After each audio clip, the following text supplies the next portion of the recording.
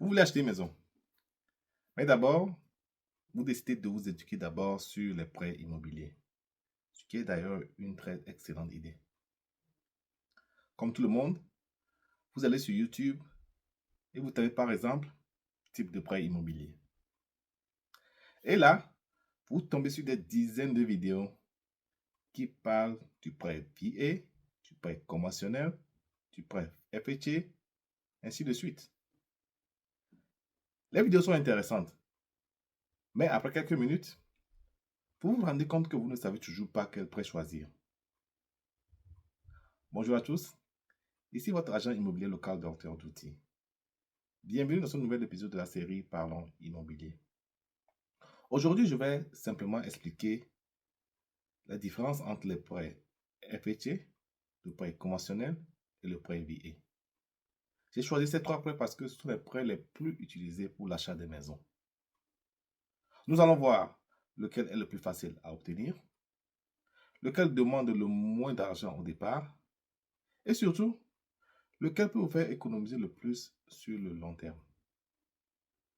Alors, regardez cette vidéo jusqu'à la fin et vous saurez exactement quel prêt FHA, VA ou conventionnel correspond le mieux à votre situation.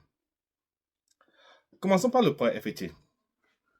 Ce prêt est idéal pour les prêteurs qui ont un score de crédit moyen ou faible.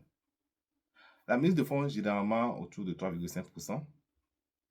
Ce prêt existe quand même une assurance hypothécaire obligatoire qui est souvent à vie si votre mise de fonds est inférieure à 10%.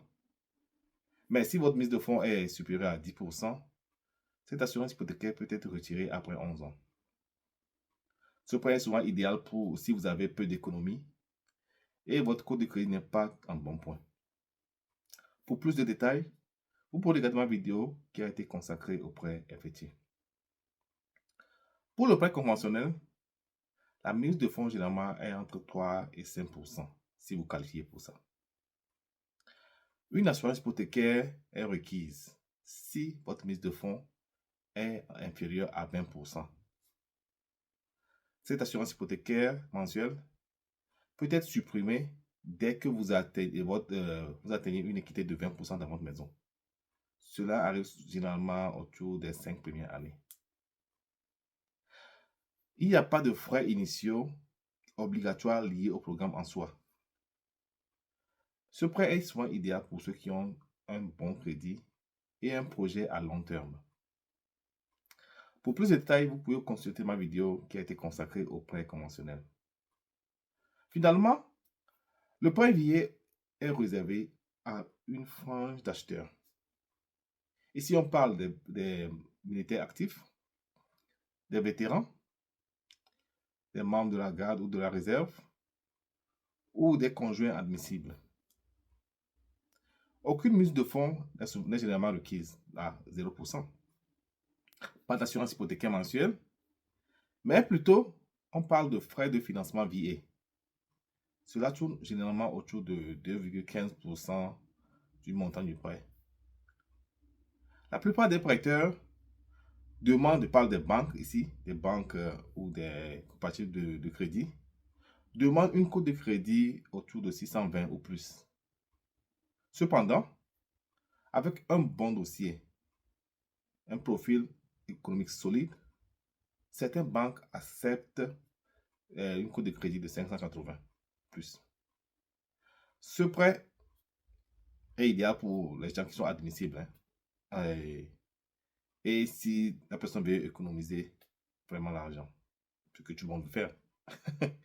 Pour plus de détails, vous pouvez aussi consulter ma vidéo sur le prêt VA. Regardons un peu les trois prêts ensemble et comparons-les. On va avancer par élimination ici. Ok? Si vous êtes militaire actif ou vétéran admissible, le choix est clair. Allez avec le prêt VA. Vous avez l'avantage de ne mettre aucune mise de fonds. Vous ne payez pas de prêt hypothécaire mensuel. Si vous avez un bon crédit et assez d'économie, le prêt conventionnel peut être idéal pour vous. parce que vous pouvez faire votre mise de fonds. Vous payez une assurance hypothécaire pendant un certain temps, mais elle peut être retirée.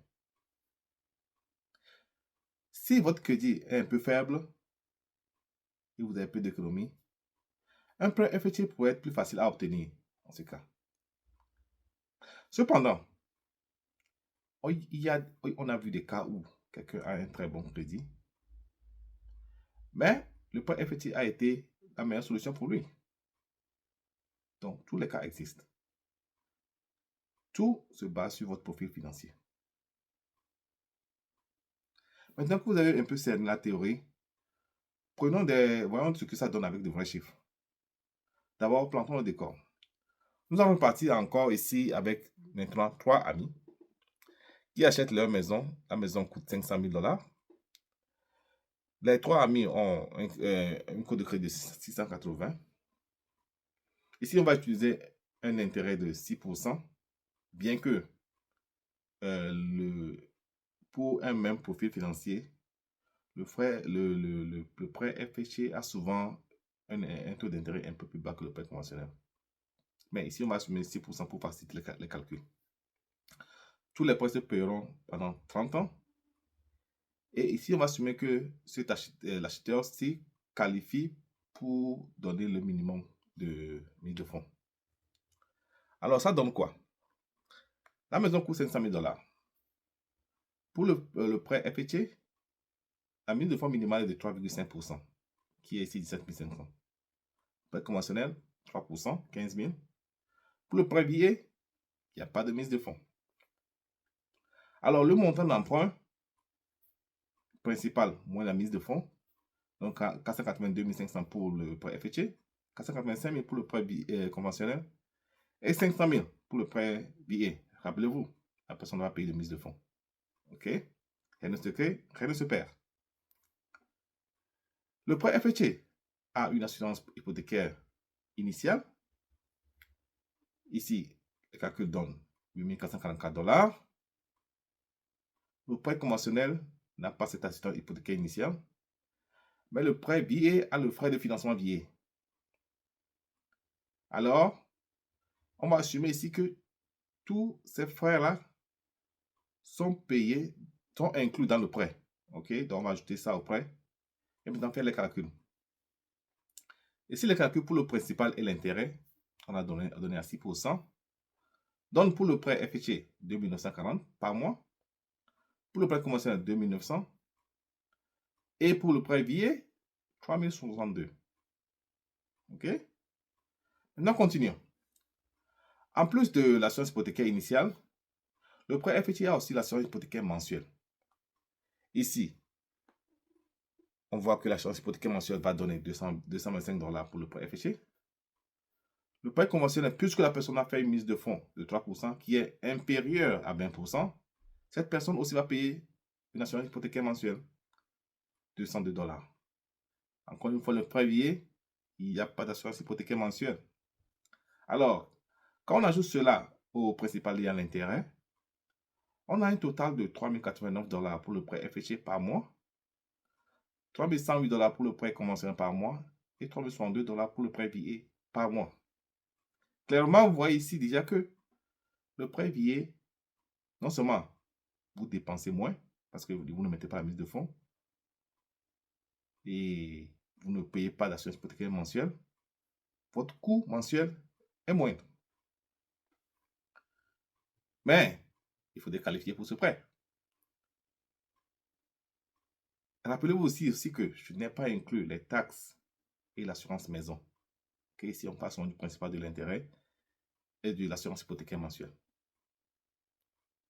Maintenant, supposons que l'acheteur veut mettre 20%, ce qui est rare pour le prêt billet et pour le prêt FHA, mais juste pour les calculs pour voir ce que ça donne.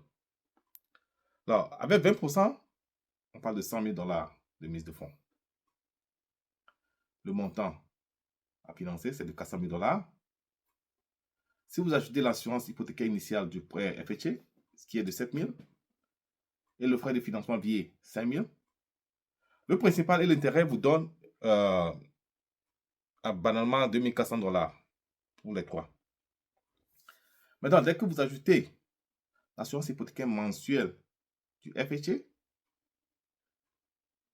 qui n'existe pas pour le prêt conventionnel puisque la personne a déjà déposé 20%, et qui n'existe même pas pour le prêt VA, vous voyez maintenant la différence. Le prêt conventionnel semble meilleur. Comme je disais avant, si vous avez un bon crédit et assez d'économie, le prêt conventionnel est le meilleur.